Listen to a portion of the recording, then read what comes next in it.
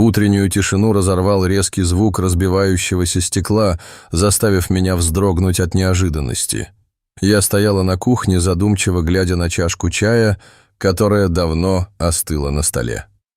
Внезапный шум вырвал меня из размышлений. Я отложила чашку и поспешила в гостиную. Сердце колотилось, а в голове роились тревожные мысли. Я подумала, что это могло быть вторжение в дом. Окно не выдержало ветра, и старая ваза, которую я так и не успела переставить, опрокинулась. Подбежав к окну, выходящему в сад, я увидела не то, чего ожидала. Среди аккуратно подстриженных клумб и ухоженных растений копошился грязный и тощий пес. Один из мусорных пакетов был разорван, а остатки еды рассыпались по траве. Этот беспорядок резко контрастировал с садом, который был моим тихим убежищем, особенно после потери бабушки. Она всегда заботилась о том, чтобы цветы радовали глаз своим ярким цветением. Сейчас же мой священный уголок превратился в хаос. Не раздумывая, я распахнула дверь и крикнула: «Убирайся отсюда!» Пес резко повернул голову, его уши насторожились, и он побежал прочь. Он посмотрел на меня, и в его взгляде не было ни страха, ни агрессии. Напротив, я увидела в его глазах странную смесь отчаяния и вызова. Глубоко вздохнув, я вернулась в дом. Открыв шкаф, где хранились старые одеяла, я вытащила одно из них. Когда я вернулась, пес все еще стоял на краю сада, неподвижный, как статуя. Осторожно опустившись на колени, я протянула ему одеяло и мягко сказала: «Иди сюда, я не причиню тебе вреда». На мгновение мне показалось, что он бросится бежать, но вместо этого он сделал шаг вперед, а затем еще один. Когда он подошел достаточно близко, я протянула руку и прикоснулась к его шерсти. Его тело было теплым, но таким хрупким, словно состояло только из костей. Осторожно взяв его на руки, я удивилась, насколько легким он оказался.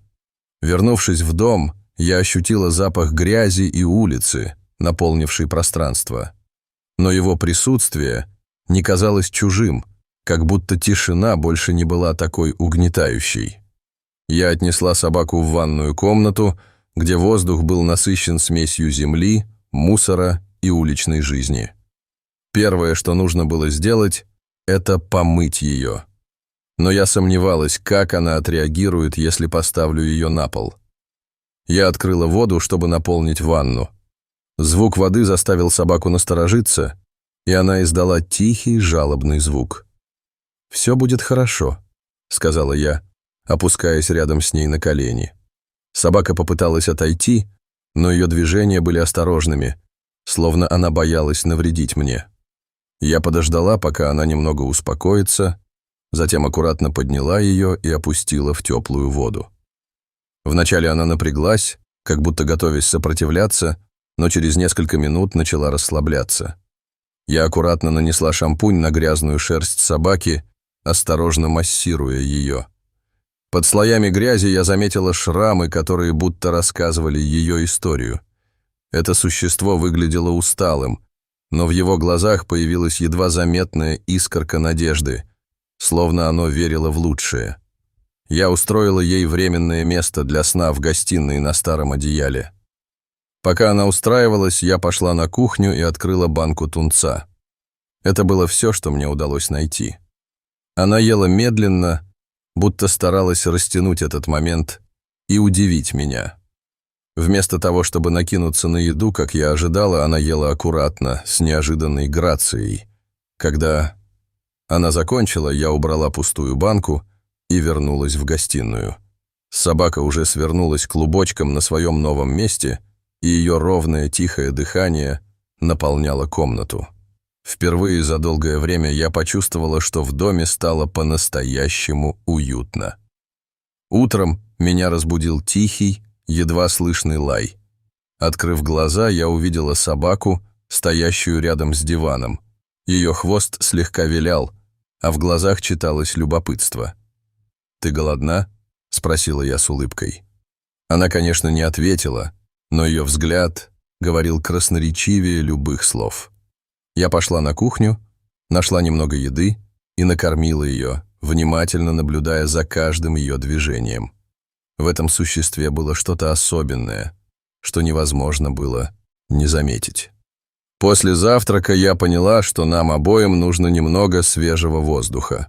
У меня не было поводка, но я нашла старый ремень, подходящий для этого. Собака вначале насторожилась, но вскоре позволила мне надеть его. Мы вышли на улицу, где утренний воздух был прохладным, а солнечные лучи пробивались сквозь кроны деревьев. Она шла рядом, внимательно изучая каждый уголок, словно хотела запомнить каждый запах. «Кто ты?» – тихо спросила я, когда мы остановились у огромного дуба. Конечно, она не ответила, но посмотрела на меня так, будто понимала больше, чем могла выразить словами. Когда мы вернулись домой, она выглядела гораздо спокойнее, как будто прогулка помогла ей почувствовать себя увереннее. Я тоже ощутила странное облегчение. Тем вечером, работая за компьютером, я заметила, что собака улеглась у моих ног. Время от времени она поднимала голову и смотрела на меня, и я не могла удержаться от улыбки. Я осторожно погладила ее и тихо сказала: «Что же мне с тобой делать?»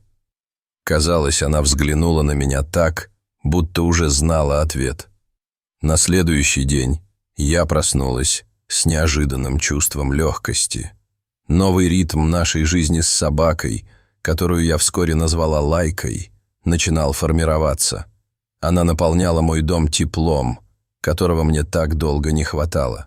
После завтрака я решила, что пора узнать о ней больше. Прошлый случай в парке не выходил у меня из головы. Поведение Лайки и ее реакция на незнакомого человека, о котором я еще не знала, стали поводом задуматься. Мы вновь отправились на прогулку, но на этот раз я решила быть более внимательной к ее поведению. Лайка вела себя спокойно, но каждый раз, когда мы приближались к незнакомым людям, ее взгляд становился напряженным. В какой-то момент она вдруг остановилась перед одним из домов. Ее уши поднялись, мышцы напряглись, и она тихо зарычала, глядя на окна. «Спокойно», — сказала я, нежно поглаживая ее по голове.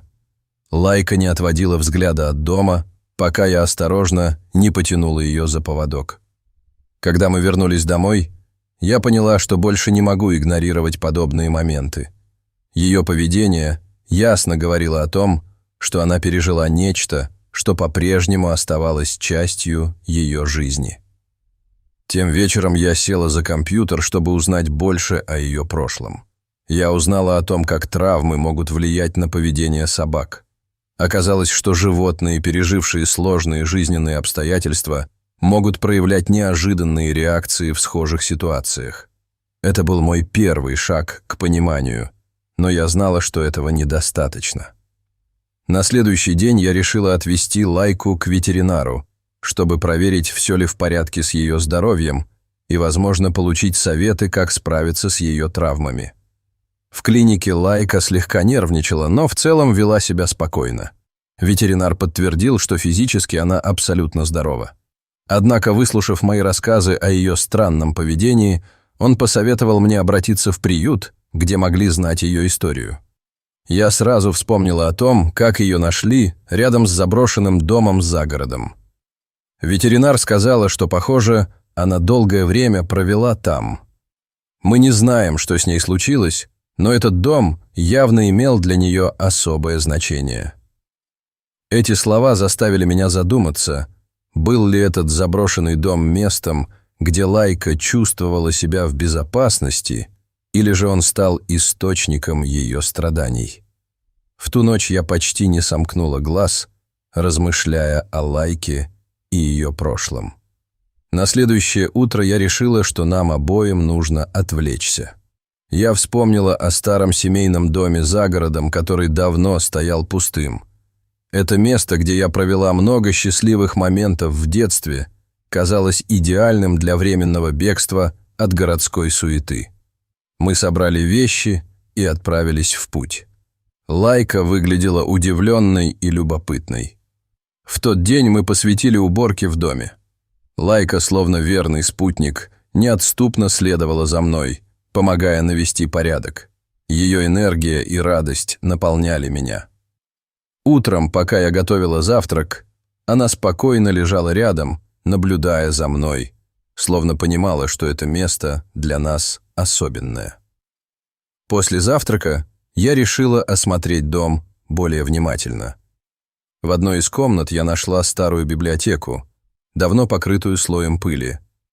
Осматривая полки, я наткнулась на большую коробку, которая явно принадлежала моему дедушке. На дне коробки я обнаружила фотографию, которая заставила мое сердце перевернуться. На ней был мой дед, сидящий на скамейке у этого дома, а рядом с ним хвостатый пес, удивительно похожий на Лайку. Я опустилась на пол, держа фотографию в руках. Было ли это совпадением, или Лайка могла быть связана с моей семьей? Она подошла ко мне, положила голову мне на колени и внимательно посмотрела в глаза. Сложно было сказать, что это реальность или игра воображения. Я отчаянно искала связь с прошлым. Продолжая поиски, я поднялась на чердак и обнаружила еще одну коробку с вещами моего деда. Среди них был старый ошейник с потемневшей гравировкой. На ошейнике было написано имя Лайка. Когда я взяла его в руки, они задрожали. Это не могло быть простым совпадением. Казалось, что прошлое протянуло мне руку, соединяя меня с чем-то значимым. Я спустилась вниз, все еще держа ошейник в руках. Лайка смотрела на меня с удивительным спокойствием, словно ждала моего решения. Я показала ей находку. Она внимательно ее обнюхала, а затем вновь легла рядом. Среди найденных писем я обнаружила одно, адресованное моей матери. В нем дед писал, что его пес Лайка был для него не просто питомцем, а настоящим другом и хранителем тайн. Он упоминал, что Лайка всегда чувствовала его настроение, поддерживала в трудные моменты и оставалась рядом до самого конца. Эти слова проникли в мою душу. Возможно, Лайка была здесь, чтобы стать частью моей жизни. Этой ночью я долго не могла уснуть. Мысли о Лайке и ее связи с моим прошлым не покидали меня. Я не знала, было ли это судьбой, магией или просто совпадением, но утром, глядя на небо, окрашенное в мягкие розовые и оранжевые оттенки, я поняла, что моя собака стала связующим звеном с моими корнями и прошлым. Тем вечером, сидя у камина и слушая потрескивание дров, я поняла, что Лайка стала напоминанием о том, что важное никогда не исчезает, а остается частью нашей души. Приняв окончательное решение, я осознала, что Лайка останется со мной навсегда. Она стала не просто другом, а частью моей души и моей истории. Я нашла в доме дедушки старый ошейник и аккуратно надела его на Лайку. «Теперь ты точно дома», – прошептала я. Лайка слегка наклонила голову и подставила ее под мою руку, словно понимая смысл моих слов. Эта глава моей жизни, полная удивительных открытий и эмоций, наконец обрела свое завершение. Солнечные лучи мягко пробивались сквозь листву, а прохладный ветер освежал лицо. Лайка была в своей стихии. Она носилась между деревьями, останавливаясь, чтобы изучить каждый уголок. Ее энергия оказалась заразительной, и в какой-то момент я поймала себя на том, что смеюсь от души впервые за долгое время. Вернувшись домой, я решила продолжить разбирать старые вещи. Лайка, как всегда, была рядом, внимательно наблюдая за каждым моим движением. На чердаке я наткнулась на еще несколько коробок с письмами и фотографиями, которые принадлежали деду. Среди них была заметка, привлекшая мое внимание. В ней дед писал: «Дом – это не стены и крыша, а те, кто делит с тобой радости и печали, если ты сама. Когда я чувствую себя одиноким, я оглядываюсь вокруг и понимаю, что кто-то рядом уже наполняет мой дом жизнью и уютом. Эти слова глубоко тронули меня. Я задумалась о том, как дом, который раньше казался мне пустым, теперь обрел смысл. Лайка стала той самой частью, которая вернула этому месту жизнь и уют. После этого я начала серьезно размышлять о своем будущем. Дом в деревне показался мне идеальным местом для начала новой главы в жизни. Город, который я покинула, теперь казался далеким и чужим. Я улыбнулась и тихо сказала, что теперь у нас все будет хорошо. Действительно, Лайка многое пережила, но теперь она дома. В магазине я выбрала все необходимые товары, а Лайка терпеливо ждала меня.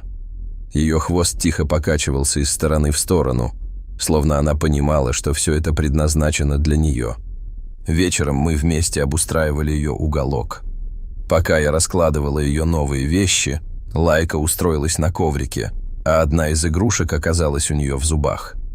Этот простой момент, когда я видела, как она находит свое место в доме, наполнил меня необычайной радостью. Я снова посмотрела на старый дедушкин ошейник, который висел на стене как символ связи между прошлым и настоящим. Лайка подошла ко мне и положила голову на колени. Моя любимая собака Лайка уютно устроилась у меня на коленях и тихо вздохнула. «Ты оказалась здесь в самое нужное время, Лайка», – прошептала я, нежно поглаживая ее по голове. «Спасибо, что нашла меня». Прошло несколько дней, и мы с Лайкой стали настоящей командой. Утром мы отправлялись на прогулку по лесу, днем занимались садом, а вечерами отдыхали у камина. Казалось, что вместе с Лайкой я обрела новый смысл жизни в этом старом доме. Иногда, глядя на нее, я вспоминала дедушку и те теплые моменты, которые мы провели вместе. Лайка стала не только моим другом, но и напоминанием о семейных ценностях и о том, как важно сохранять связь с корнями. Однажды вечером, сидя у камина, я задумывалась о том, как могла бы сложиться моя жизнь, если бы этот дом остался пустым. Я бы продолжала жить в городской суете, теряя себя в бесконечной повседневности. Но теперь все было иначе. Лайка повернулась ко мне, словно уловив мою задумчивость. Ее глаза излучали понимание. Я улыбнулась и протянула руку, чтобы погладить ее. «Мию!» «Мы с тобой прошли долгий путь», – прошептала я, понимая, что это не просто слова, а искренняя благодарность за все, что она для меня сделала. Я уверена, впереди нас ждет много счастливых дней. В этот момент я поняла, что Лайка появилась в моей жизни не случайно. Она пришла, чтобы напомнить мне о любви, надежде и о том, что даже в самые трудные времена всегда есть возможность начать все сначала. Если вам понравилась эта история, поделитесь ею с теми, кто тоже ценит и любит жизнь. Прошло несколько месяцев, и наша жизнь с Лайкой наполнилась новыми красками и радостью. Каждый день приносил с собой неожиданные открытия и мгновения счастья. Мы продолжали ухаживать за нашим садом, который с каждым днем становился все более красивым и ухоженным. Лайка всегда была рядом, помогая мне своими маленькими лапками и виляя хвостом от радости. Однажды утром, когда мы гуляли по лесу, Лайка внезапно остановилась и начала рыть землю под старым дубом. Я подошла ближе и увидела, что она нашла что-то интересное. Это оказалась старая жестяная коробка, покрытая слоем земли и листьев. С любопытством я открыла ее и обнаружила внутри старые фотографии и письма. Это были воспоминания моего дедушки, которые он, вероятно, спрятал здесь много лет назад. Среди фотографий были снимки нашего дома, сада и даже Лайки, когда она была еще щенком. Письма были полны теплых слов и воспоминаний о том времени, когда дедушка был молод и полон сил. Я села на землю и начала читать эти письма, чувствуя, как слезы наворачиваются на глаза. Лайка села рядом, словно понимая, насколько важны для меня эти моменты. Вечером, когда мы вернулись домой, я решила создать альбом памяти, чтобы сохранить все эти воспоминания. Мы с Лайкой провели несколько часов, раскладывая фотографии и письма в альбоме, добавляя свои комментарии и заметки. Это было невероятное чувство – осознавать связь с прошлым и знать, что эти воспоминания будут жить в наших сердцах. С тех пор мы с Лайкой стали еще ближе. Она стала моим верным другом и компаньоном, всегда готовым поддержать и утешить. Мы продолжали ухаживать за садом, гулять по лесу и наслаждаться каждым моментом вместе. Я поняла, что Лайка не просто собака, а часть моей семьи, часть моего сердца. Однажды, сидя у камина, я осознала, что наконец-то обрела свое место в этом мире. Я больше не ощущала себя потерянной в городской суете, а нашла свой дом, свою семью и свое счастье. Словно почувствовав мои мысли, Лайка положила голову мне на колени и тихо заурчала. Я нежно погладила ее по голове и прошептала: «Спасибо, Лайка. Ты сделала мою жизнь лучше». Прошло еще несколько месяцев, и наш сад превратился в настоящий рай. Цветы цвели, деревья плодоносили, а птицы распевали свои песни. Мы с Лайкой проводили много времени на свежем воздухе, наслаждаясь природой и обществом друг друга. Я начала писать книгу о наших приключениях, о том, как Лайка изменила мою жизнь и помогла мне найти свое место в этом мире. Однажды, когда я сидела за столом, работая над книгой, Лайка вдруг начала лаять и скакать по дому. Я пошла посмотреть, что ее так взволновало, и обнаружила, что к нам приехали гости. Это были мои старые друзья, которые решили навестить меня и узнать, как я живу. Я была счастлива их видеть и радушно пригласила в дом. Мы провели целый день, гуляя по саду, рассказывая истории и смеясь. Лайка была в центре внимания, и все восхищались ее красотой и умом.